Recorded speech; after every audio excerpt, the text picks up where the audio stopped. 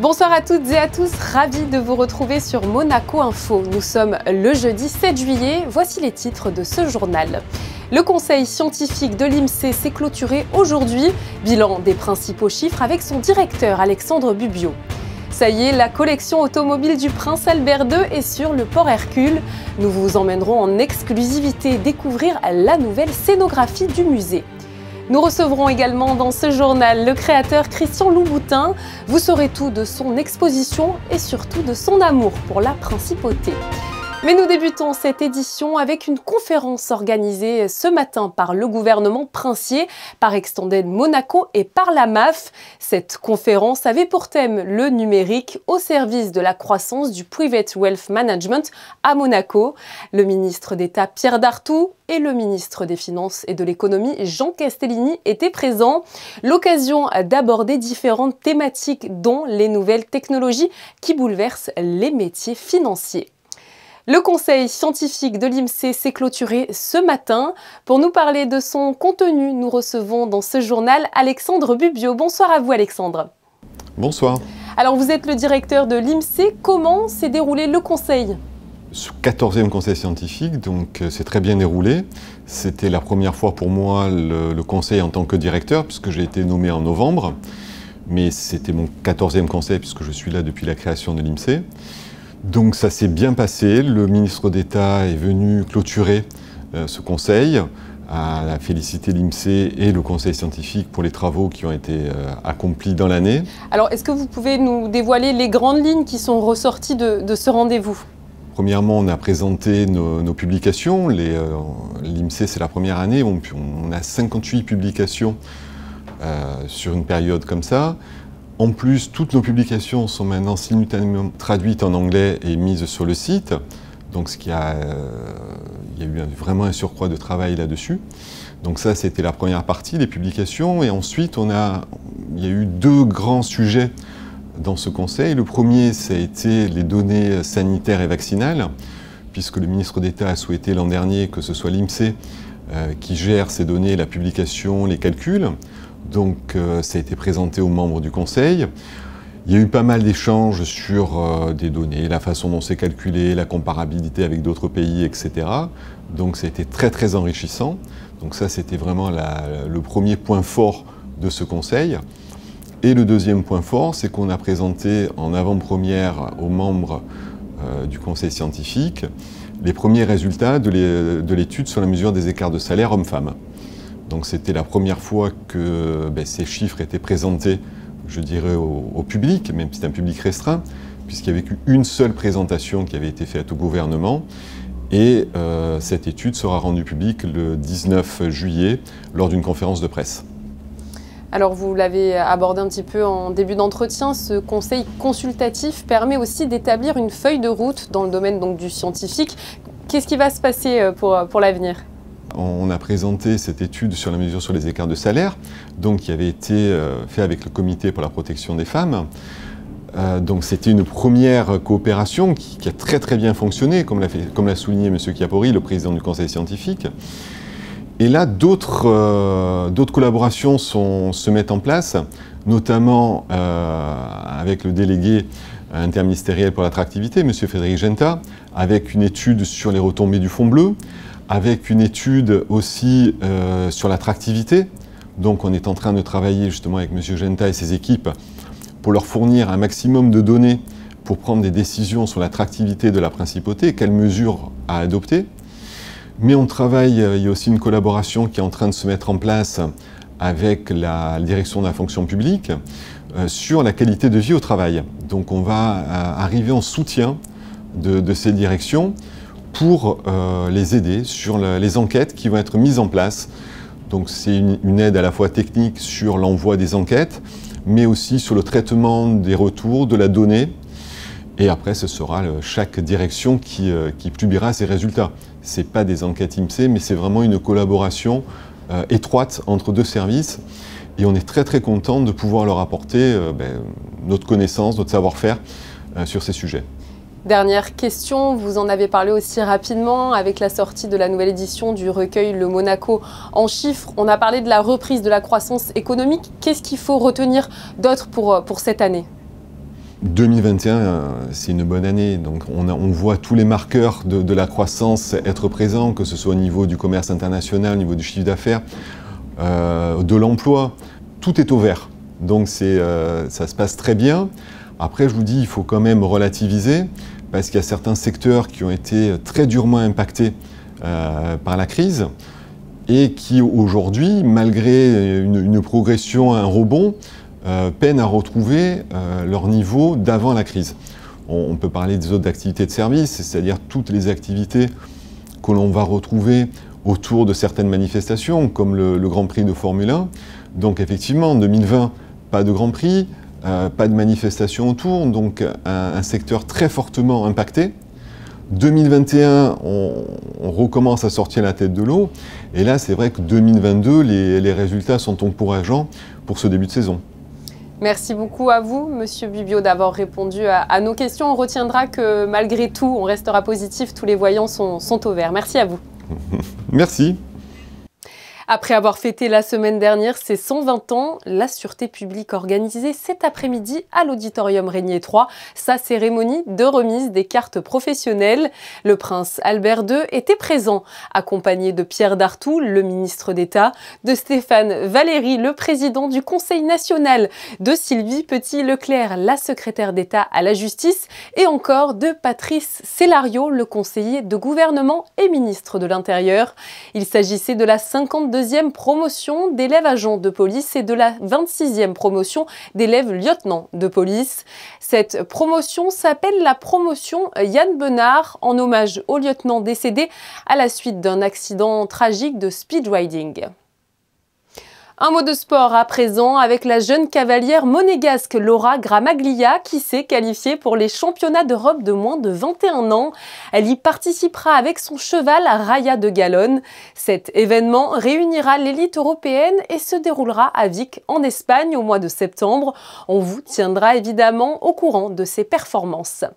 L'AS Monaco FC continue sa préparation. Les Rouges et Blancs se mesuraient pour ce 3e test à l'Austria Vienne, 3e du championnat autrichien la saison passée. Les deux formations se sont quittées sur un match nul prolifique de partout. Et je vous informe que Philippe Clément et ses hommes iront disputer une nouvelle rencontre amicale face à Southampton le mercredi 27 juillet à 20h45 heure française. La collection automobile du souverain s'installe dans son nouvel écrin. Les voitures sont désormais à découvrir sur le port Hercule. L'inauguration officielle a d'ailleurs eu lieu ce jeudi matin en présence du prince Albert II et de la princesse Stéphanie. Vanessa Dessy, Julien Laugier et Gianfranco Bortolin ont suivi l'événement qui tourne une page de l'histoire de Monaco. Regardez. Il aura fallu 10 années pour que le projet de ce nouvel écrin automobile voie le jour. Cette collection est née dans les années 50 par la passion que vouait le prince Régnier III à l'automobile. Au fil du temps et des acquisitions, le garage du palais princier se révèle trop étroit. C'est alors qu'en 1993, ces trésors sont dévoilés au public aux terrasses de Fontvieille. Mais l'idée d'un lieu plus symbolique est rapidement suggérée. Je suis arrivée fin 2019, donc je suis arrivée dans le projet où ça commençait à se concrétiser vraiment. Donc il y avait les films qui arrivaient, il fallait valider les films, les photos, l'emplacement des voitures, enfin voilà tout ça. Donc c'était les petits détails. Et puis ils étaient aussi contents comme moi, c'est-à-dire qu'il y avait le regard féminin. Parce que jusqu'à présent, ce n'était que des hommes qui avaient travaillé sur le projet. Donc un petit regard féminin est arrivé pour peut-être donner 2-3 petites choses en plus. Tout ce qui est historique, donc aussi fournir toute l'historique des voitures afin qu'on puisse les mettre sur des petits cartels pour les explications pour les futurs visiteurs. Et puis pour tout aussi, pour les affiches, les plaques de rallye, les petits soliflores. Enfin, il y a eu beaucoup de choses à mettre en scène et que le scénographe a très bien mis en scène d'ailleurs. Une centaine de voitures a donc migré vers le port Hercule. L'idée était de créer un lieu extrêmement neutre pour que seules les voitures soient mises en lumière. Avant même de penser à l'architecture, la principauté avait fait appel à une équipe de près de 150 personnes dédiées à la scénographie. Il y a deux choses qui le rendent acceptable, supportable. Enfin, en tout cas, on a essayé d'en tirer parti d'une certaine façon. C'est l'ouverture de grandes trémies à l'intérieur desquelles se développent des décors sur toute la hauteur des deux niveaux.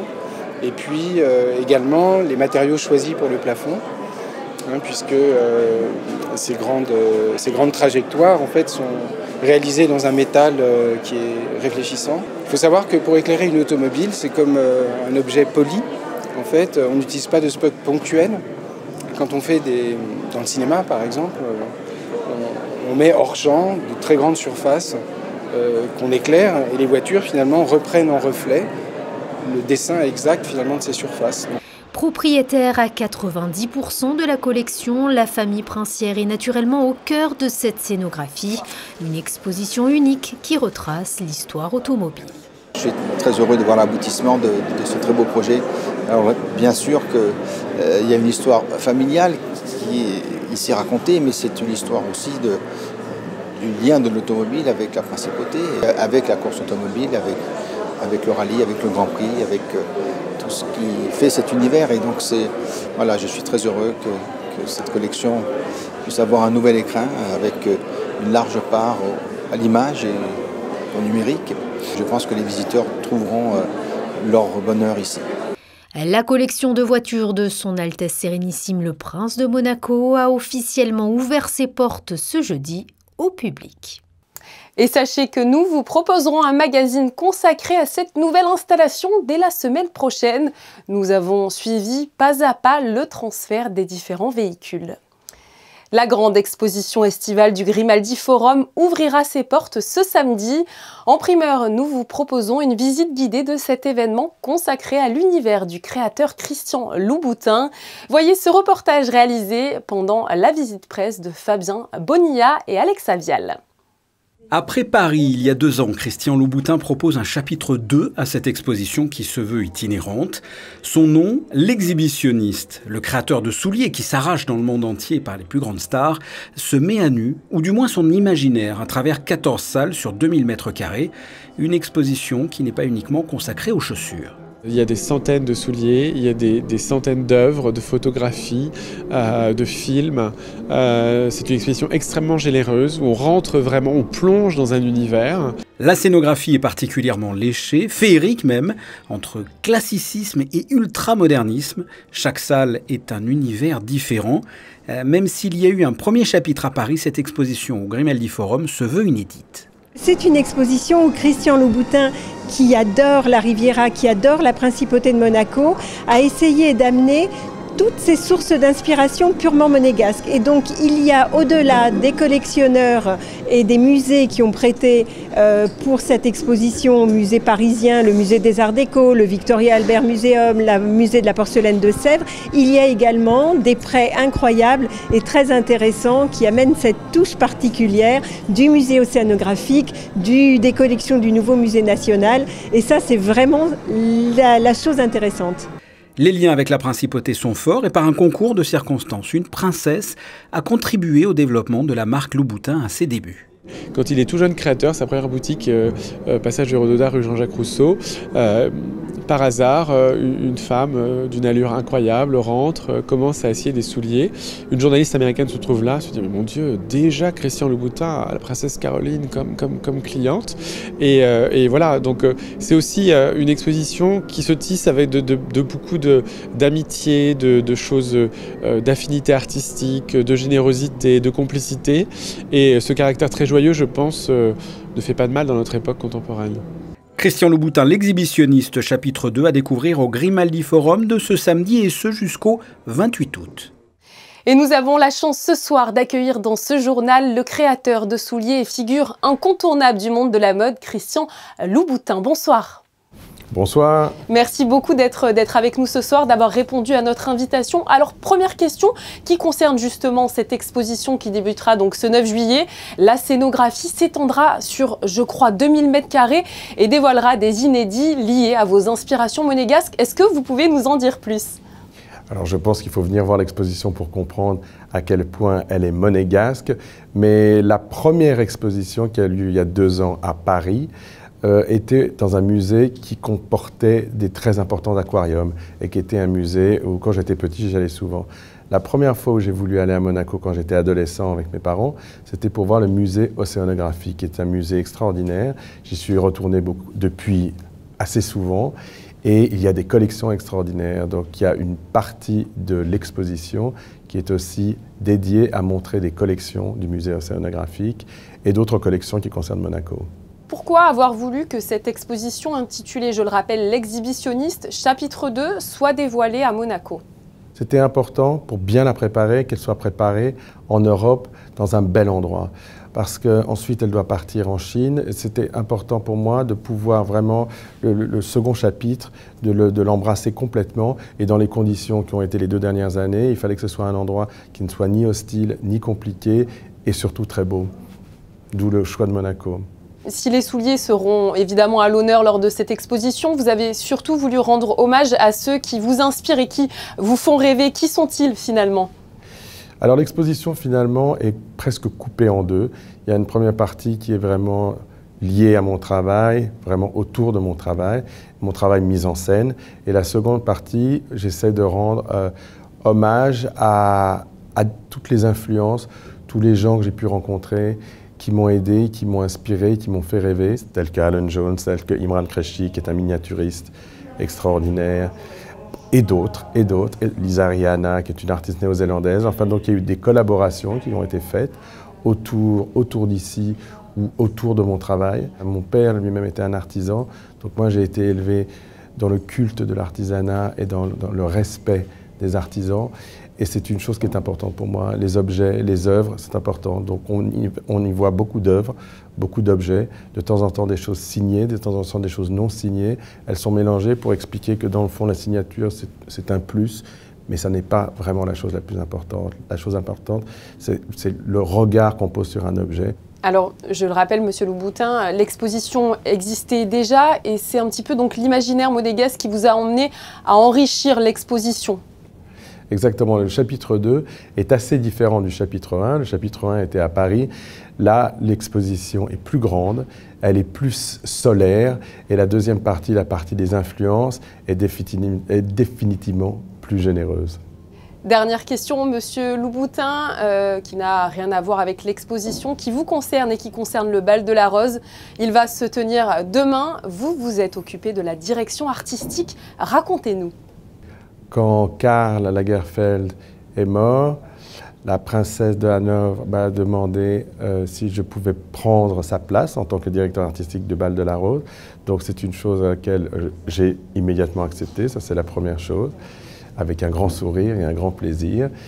Et voilà, et donc il était prévu d'abord pour 2020. On sait ce qui s'est passé en 2020, ensuite on sait ce qui s'est passé en 2021. Et donc on a tenu maintenant à le refaire. Donc c'est la première fois qu'il n'est pas en mars, mais qu'il est en juillet. Donc voilà, c'est une autre aventure aussi qui se jumelle avec l'exposition L'Exhibitionniste à 24 heures. J'espère que je vais pouvoir tenir jusqu'à 48 heures. Merci beaucoup à vous, Monsieur Louboutin. Merci à vous. Bonsoir. Merci à vous, Monsieur Louboutin.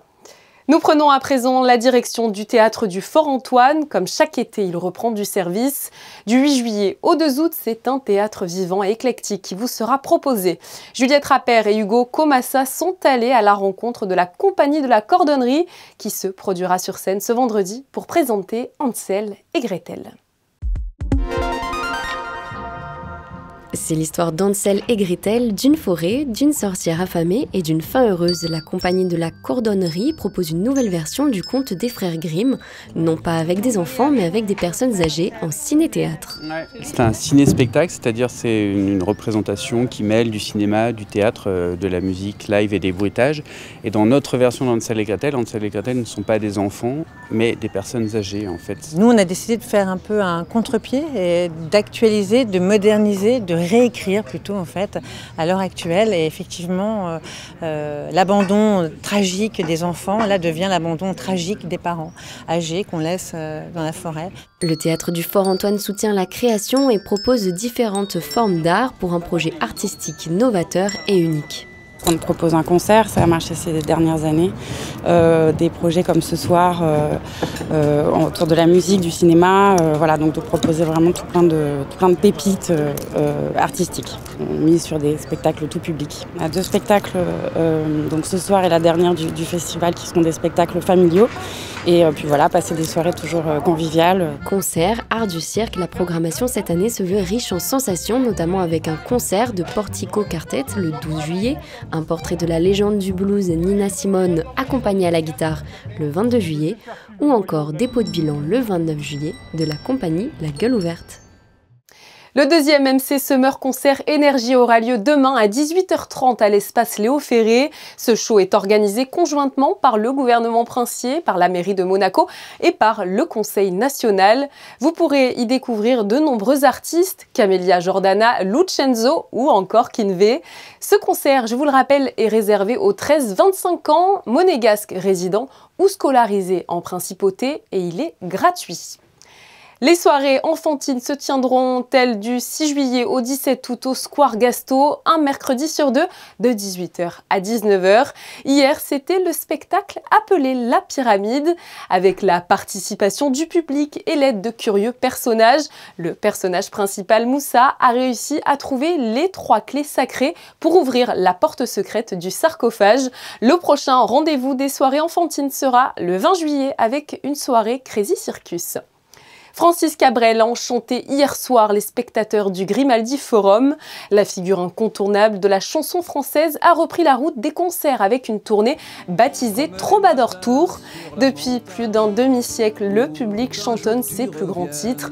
Petite Marie, Je l'aime à mourir, L'encre de tes yeux, autant de mélodies et de refrains qui font désormais partie du patrimoine musical français.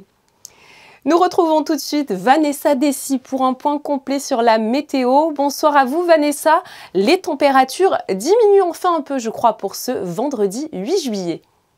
Bonsoir Julia, bonsoir à tous. Effectivement, les températures diminuent, mais légèrement. Elles iront de 21 à 29 degrés. Le soleil sera toujours très présent durant la journée, même si quelques nuages insignifiants pourraient apparaître dans l'après-midi. Le soleil se lèvera à 5h54 et se couchera à 21h15 et nous fêterons les Thibauts. Et nous refermons cette édition avec des clichés signés Manuel Vitali. Ces photos retracent la 52e cérémonie de remise des cartes professionnelles de la sûreté publique dont on vous a parlé dans ce journal. Nous, on se retrouve demain pour un nouveau point complet sur l'actualité. À très vite sur Monaco Info.